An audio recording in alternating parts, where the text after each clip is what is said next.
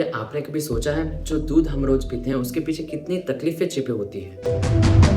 हम जो दूध रोज पीते हैं वो हमारे लिए नहीं होता, वो गाय अपने बच्चों के लिए बनाती है। हम समझते हैं कि दूध एक पोषण है, लेकिन कई बार ये मासूम जानवर के दर्द से निकलता है। नेचुरल तरीके से गाय और भैंस अपने बच्चे को जन्म देती है, तभी से उसके शरीर में दूध बनना शुरू हो जाता है। माँ के शरीर में प्रोलैक्टिन और ऑक्सीटोसिन जैसे हार्मोन बनने लगते हैं जो दूध उत्पादन में मदद करते हैं। यानी दूध सिर्फ तभी बनता है जब बच्चा होता है। नेचुरल तरीके में गाय अपने बच्चे को दूध पिलाती है और कुछ महीने बाद दूध देना कम कर देती है, अर्थात दूध देना बंद कर देती है। यही है नेचुरल तरीका, बिना दर्द के, बिना मजबूरी के। लेकिन आज मैं आपको जो बताऊंगा, जो उसको सुनकर आपका दिल दहल उठेगा।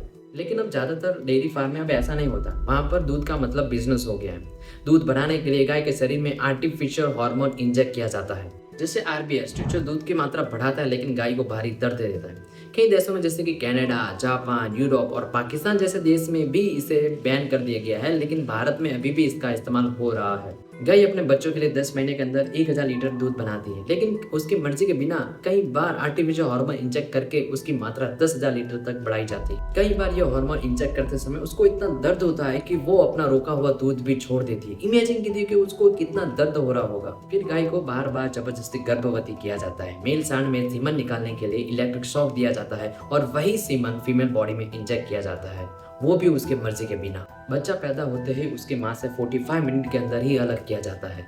माँ अपने बच्चे को बुलाती है, चिल्लाती है, ढूंढती है, लेकिन कोई जवाब नहीं मिलता और बस ये सब उसके दूध को बाजार में बेचने के लिए होता है। अब बारी आती है दूध निकालने की। बड़ी मशीन उसके थनों से दूध खींचती हैं और कई बार लेबल मशीन बंद करना भूल जाते हैं, जिससे उसके थन जो है छिल जाते हैं और खून निकलता है। इससे मेस्टाइटिस जैसे बीमारी हो जाती है। सींगों को आर्टिफिशियली काट दिया जाता है, नाक में रस्सी बांधने के लिए छेद किया जाता है और ये सब बिना दर्द निवारक दवाई के किया जाता है। सोच, इंसान के साथ ऐसा हो तो उसको कैसा महसूस होगा।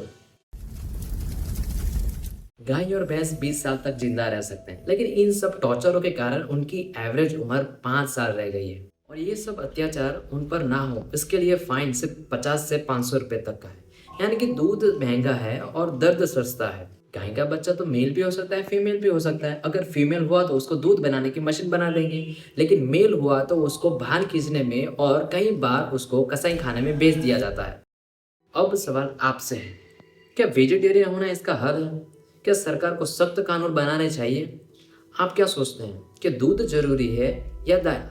इसका एक ही हल है कि हम दूध का सेवन कम कर दें, जिससे दूध की डिमांड कम होगी और गाय पे हो रहा अत्याचार भी कम होगा। अब बहुत लोग कहेंगे कि मेरे अकेले से दूध छोड़ने या दूध कम करने से क्या होगा। बहुत कुछ होगा। अगर आप जैसे हजारों लोग ने ये निश्चय कर लिया कि अब मैं दूध कम करूंगा या फिर दूध का उपयोग ही नहीं करूंगा, जिससे गाय पे हो रहा अत्याचार भी कम होगा। अगर आप गाय को माता मानते हैं, उनकी पूजा करते हैं, तो दूध का सेवन कम कर दीजिए, जिससे गाय पे हो रहा अत्याचार भी कम हो जाएगा।